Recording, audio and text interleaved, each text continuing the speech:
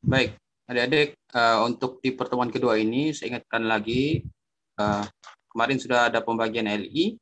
Untuk satu LI yang bertanggung jawab ada berapa orang kemarin kita sepakati?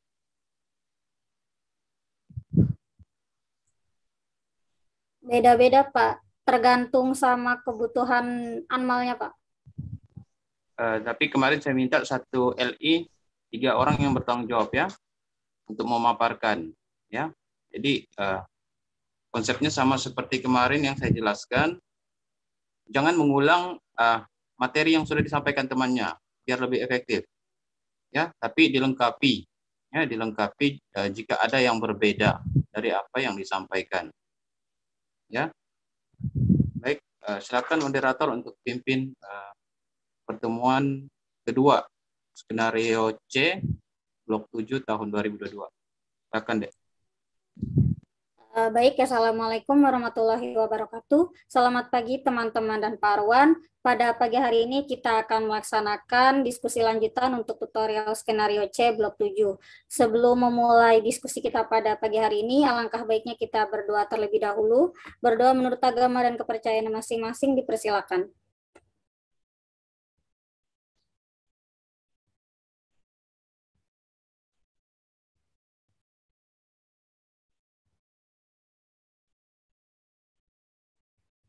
Berdoa selesai. Selanjutnya kita akan melanjutkan ke tahap yang pertama, yaitu pemaparan learning issue dan sekaligus pemaparan jawaban analisis masalah. Bagi teman-teman yang mendapatkan learning issue asam lemak dan perannya, dipersilakan untuk raise hand. Baik, kepada Saudari Zulaiha Aisyah dipersilakan. Baik, terima kasih moderator atas kesempatannya. Saya izin share screen.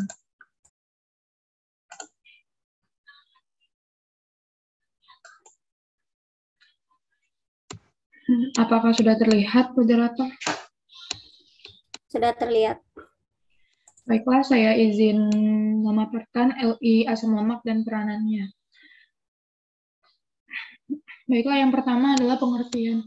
Asam lemak sendiri merupakan asam organik yang terdiri dari rantai hidrokarbon lurus yang pada salah satu ujungnya mempunyai gugus hidroksil atau COH dan pada ujung lainnya memiliki gugus metil atau CH3. Asam lemak alami biasanya memiliki rantai dengan jumlah atom karbon genap yang berkisar antara 4 hingga 22 karbon. Selanjutnya ada klasifikasi dari asam lemak itu sendiri. Yang pertama berdasarkan tingkat kejenuhan. Asam lemak dapat dibedakan berdasarkan tingkat kejenuhan menjadi dua, yaitu asam lemak jenuh dan asam lemak tak jenuh. Nah, asam lemak tak jenuh sendiri ini terbagi lagi menjadi monounsaturated fatty acid atau yang berantai satu dan polyunsaturated fatty acid serta trans fatty acid. Perbedaan antara asam lemak tidak jenuh dan asam lemak jenuh ini terdapat pada ikatan rangkapnya. Asam lemak jenuh tidak memiliki ikatan rangkap antar karbonnya, sedangkan asam lemak tidak jenuh memiliki ikatan rangkap.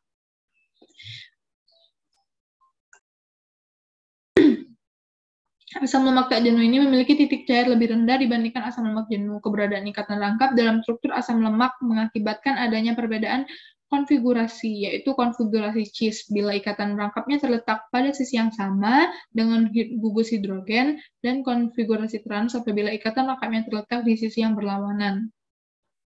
Perbedaan ikatan kimia antara asam lemak jenuh dan asam lemak tak jenuh menyebabkan terjadinya perbedaan sifat kimia dan fisik. Di antaranya, asam lemak jenuh dapat meningkatkan kadar kolesterol dalam darah. Semakin panjang rantai karbon dan semakin banyak jumlah ikatan rangkapnya, maka semakin besar kecenderungan untuk menurunkan kadar kolesterol dalam darah. Berbagai jenis asam lemak tidak jenuh antara lain asam lemak omega 3, omega 6, dan omega 9. Asam lemak trans dapat meningkatkan risiko PJK, tidak hanya melalui proses hidrogenasi, asam lemak trans juga dapat terbentuk pada waktu pengolahan minyak atau refinery, dan juga terdapat pada proses menggoreng atau deep frying. Asam lemak trans juga terdapat pada produk ruminansia dalam jumlah kecil. Perubahan konfigurasi asam lemak cis menjadi trans mulai terbentuk pada temperatur 1800 derajat Celcius dan semakin meningkat sebanding dengan naiknya temperatur. Bila dibandingkan dengan asam lemak tak jenuh bentuk cheese, bentuk trans ini lebih stabil dan lebih tahan terhadap proses oksidasi. Minyak sayur yang biasanya dari kedelai, jagung, biji bunga matahari, dan kanola mengandung sekitar 87-93% asam lemak tak jenuh yang sangat peka terhadap pemanasan. Proses menggoreng dengan cara deep frying, selain menyebabkan pembentukan asam lemak jenuh rantai panjang atau long chain fatty acid, juga menimbulkan reaksi polimerisasi termal dan reaksi oksidasi yang membentuk asam lemak trans. Lalu yang kedua, berdasarkan kemampuan tubuh untuk menyintesis asam lemak. Asam lemak dapat dibedakan menjadi asam lemak esensial dan asam lemak non-esensial. Asam lemak esensial adalah asam lemak yang tidak dapat disintesis oleh tubuh. Contohnya itu asam linoleat dan asam alfa-linoleat. Asam lemak non-esensial adalah asam lemak yang dapat disintesis oleh tubuh, contohnya asam arakidat, asam stearat, dan asam palmitat. Selanjutnya, beberapa contoh yang saya ambil dari asam lemak ini adalah asam lemak omega-3. Asam lemak omega-3 ini sumbernya itu biasanya kita dapatkan dari ikan. Asam lemak omega-3, terutama EPA dan DHA, banyak ditemukan pada ikan yang berlemak, antara lain seperti ikan herring, mackerel, sarden, dan salmon. Komposisi asam lemak dari ikan, organisme laut pada umumnya rendah saturated fatty acid atau asam lemak jenuh.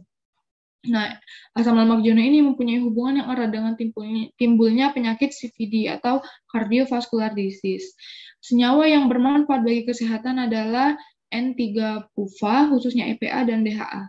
Asam lemak omega-3 merupakan kelompok asam lemak tak jenuh yang memiliki ikatan rangka pada posisi N3, yaitu pada rantai nomor 3 terhitung dari ujung metil dari asam lemak. Asam lemak omega-3 yang esensial untuk manusia adalah alfa asam linolenat, asam eicosapentaenoat, dan asam docosahexaenoat. Berikut adalah rumus molekul dari asam lemak. Nah, selanjutnya ada asam lemak omega-3.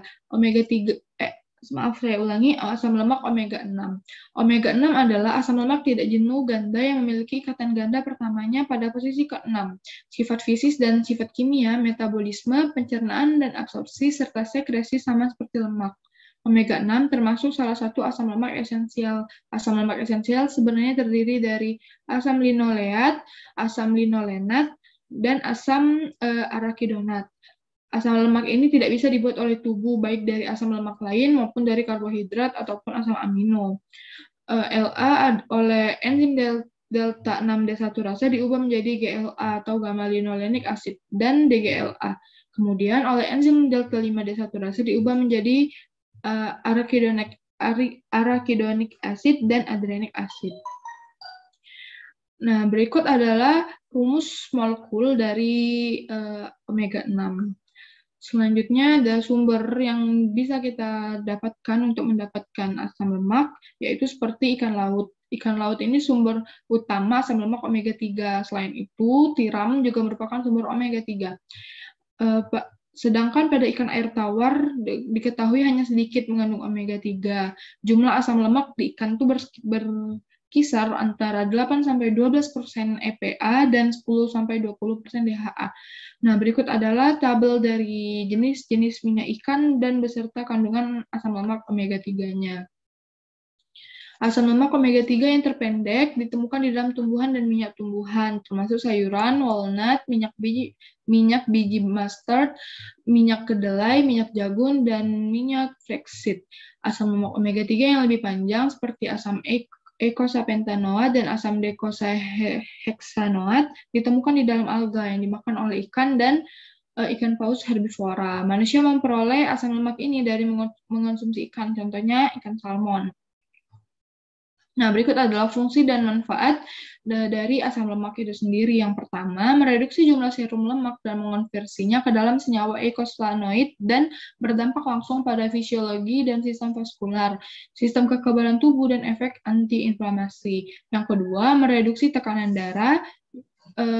Yang ketiga, mereduksi tumbuhnya tumor dan hubungannya sebagai antioksidan. Lalu yang keempat, menurunkan kadar trigliserida yang dapat mencegah aterosklerosis dan efektif pada penderita hipertensi dan hiperkolesterol. Yang